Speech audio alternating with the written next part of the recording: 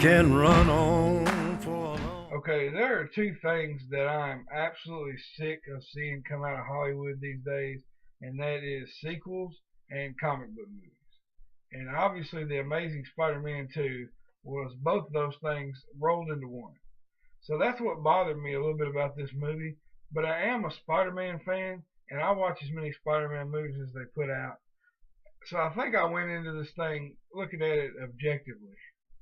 At the beginning of the movie, you had two different storylines kind of starting up, and they were both pretty familiar tropes in this genre of movie.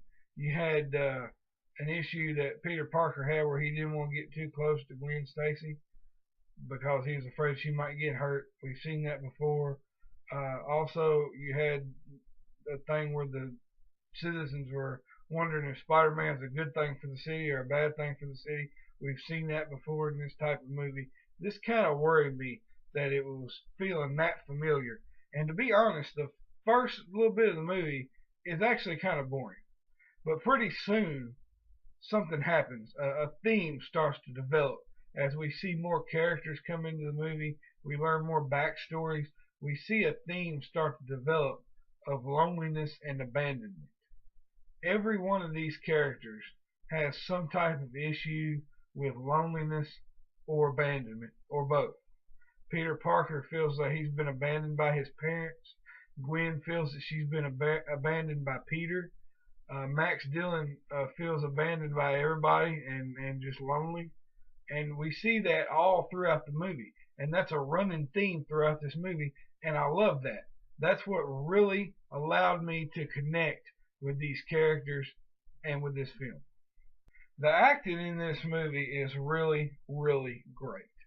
Andrew Garfield is the perfect Spider-Man.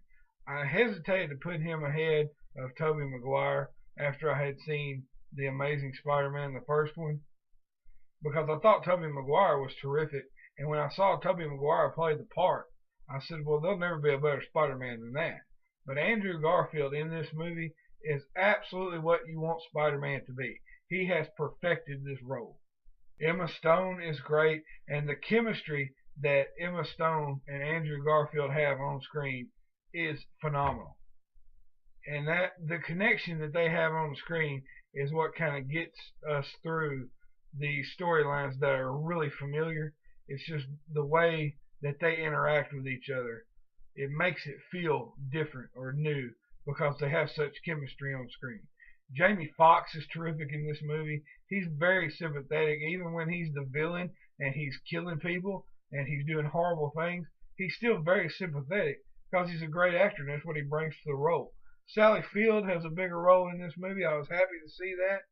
The guy in this movie who I was not familiar with was Dane DeHaan, who plays Harry Osborn, and he does a phenomenal job as Harry Osborn, better than James Franco. In fact, I would say this cast surpasses the cast in the previous Spider-Man franchise in every way, in every single role. And that's so impressive because that cast was fantastic. The cast from the previous Spider-Man franchise was fantastic. And this cast surpasses them in every single role.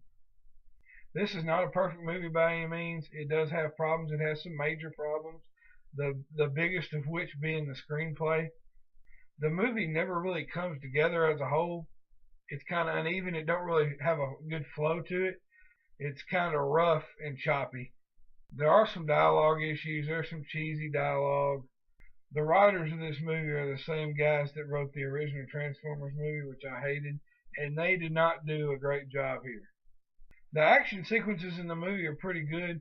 The very first action scene of the movie is a fight in an airplane, and it's really close and really shaky cam, and I was thinking, oh, here we go again.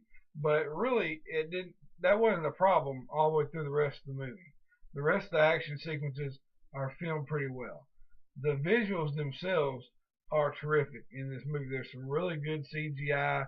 The Spider-Man web swinging scenes are really good. There's some big, sweeping, epic shots of Spider-Man coming from way up high and dipping down and going real close to the street and swinging back up. and there's just some excellent shots. It's a great visual experience to watch this movie. The villain Electro that Jamie Foxx plays, way he shoots the electrical bolts from his hands, he really provides some really great visual moments because obviously this is always done at night, and he just lights up the New York sky. Another smaller problem I have with the screenplay is that there seems to be too many stories going on at once. The main story arc of the movie is really strong. The Peter Parker, Gwen Stacy story. It starts off kind of shaky, but it's really strong as the movie goes on. You really can connect with it.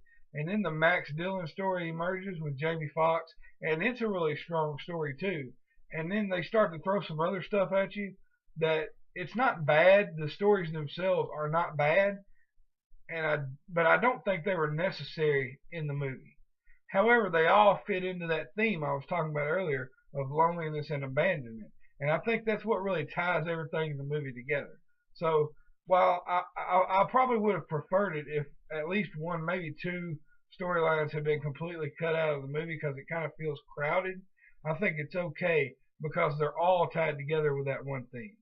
The ending of the movie to me is when the whole thing really comes together. I thought this ending was phenomenal. I really did. There are twists, there are surprises. They really surprised me a few times, especially one thing that happens just absolutely shocked me. I did not expect it at all. Obviously, I can't get into that. I will be doing a spoiler review pretty soon because I want to talk about this ending, and I want to talk about some things that happened in the end of the movie that I liked.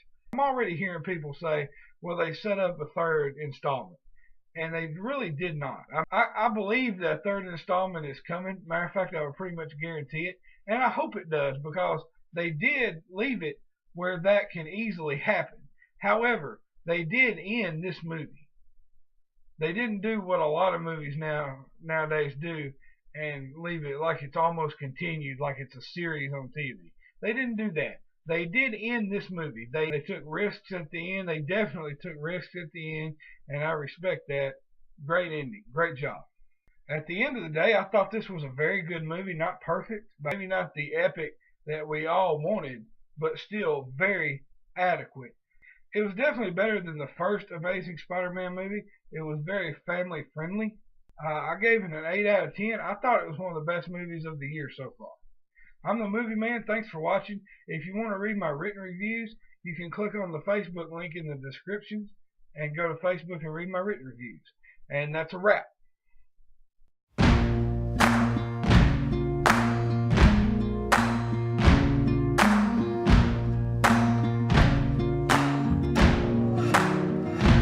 You can run on.